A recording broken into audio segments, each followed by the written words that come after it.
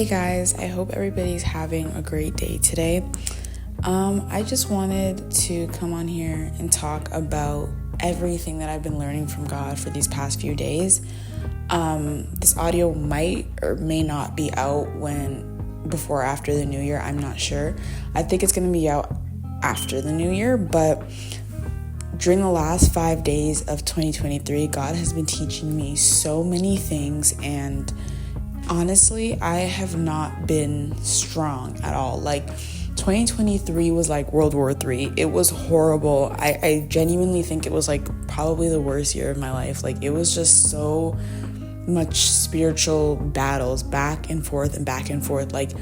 It was the year where I genuinely couldn't rest, because every time I overcame one thing, another thing that was 10 times bigger than that came up.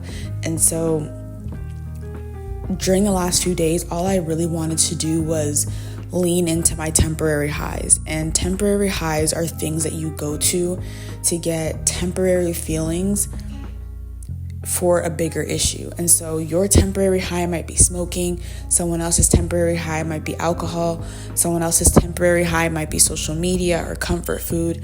And so I was just going back to those things that I know that I shouldn't have been going back to. And honestly, I saw this quote and it said, "Don't let boredom bring you back to old cycles." And I think that's what's been happening to me for the past days. I have just been so bored. And it's not like I don't have things to do. I do, but I have just been so tired because this whole year I've just been working hard.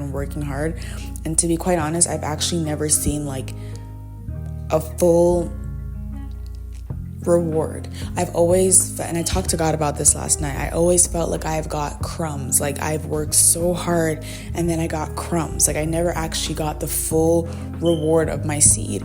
And so I was watching this video from Love Your Natural about trusting God's timing, and I'll link it down below because it was such an amazing video.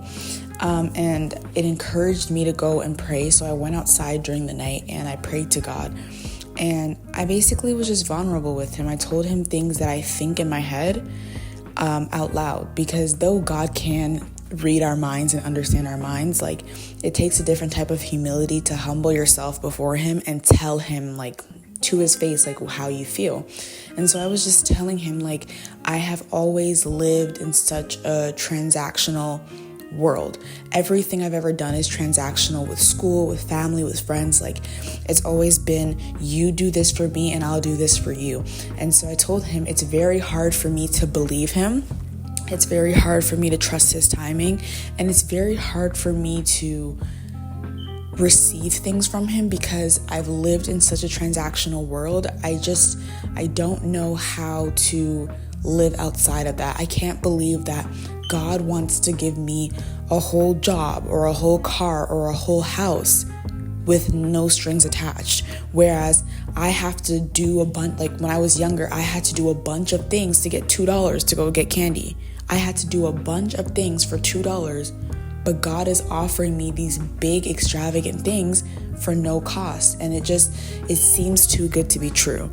And I was telling him about how I had a hard time receiving things and where all of these things come from and why I lead into these temporary highs.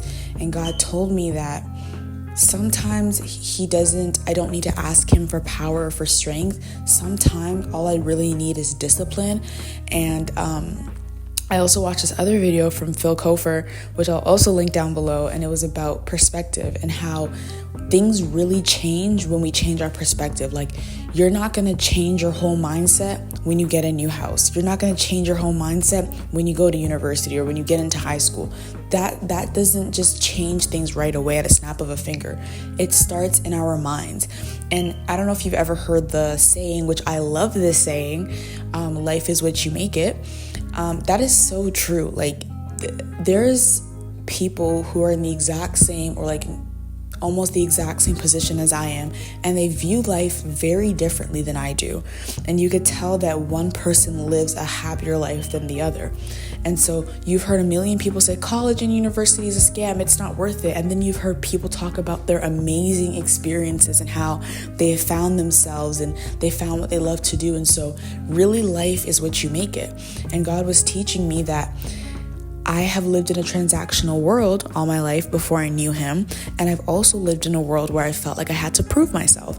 And so God was just telling me that with him, I don't have to prove myself. He knows everything about me. And so I asked God, I was like, I was disobedient in something. I'm just telling you, I was disobedient in something and I was expecting something from God. And so once I was disobedient in it, I was like, okay, I don't need to expect this from God. But then I go to the thing and I check it and God blessed me with the thing that I was expecting from him. And so long story short, he still blessed me even though I was disobedient. And I was like, why? Like, I feel like I'm taking advantage of you. And God said, nobody can take advantage of me. And so I said, okay, well, why are you blessing me with this when I was clearly disobedient?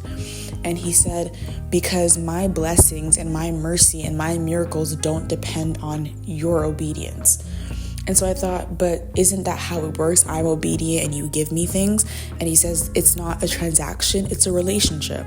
And in order for a relationship to stay standing for a very long time, both people have to be long-suffering, which means they have to be willing to endure the highs and lows of the relationship in order to build it up and to sustain it. And so God said, I'm willing to deal with your lows and still give you the best of me, even if you're not willing to do that for me. And that is when I realized that is what God's love really is. I think I have a hard time seeing God as a father, but it's easy for me to see him as a creator. Like, I admire nature and everything. I can see him as a creator, but to see him as a father is really hard because I struggle with my relationship with my father on earth. And so God was just telling me that his goodness and his love and the way he shows up is not dependent on us. And that's where we need to get out of our own heads, because imagine how crazy I am to think that God's goodness and who God is depends on myself.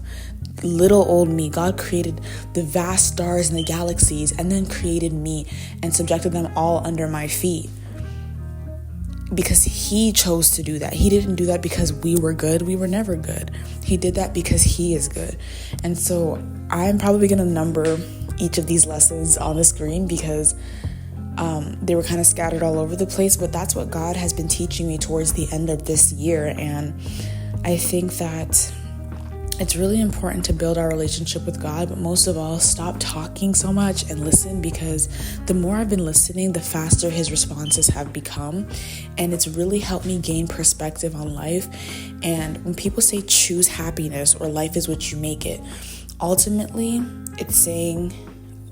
to me, that saying means choose God. And I'm going to choose him every single time.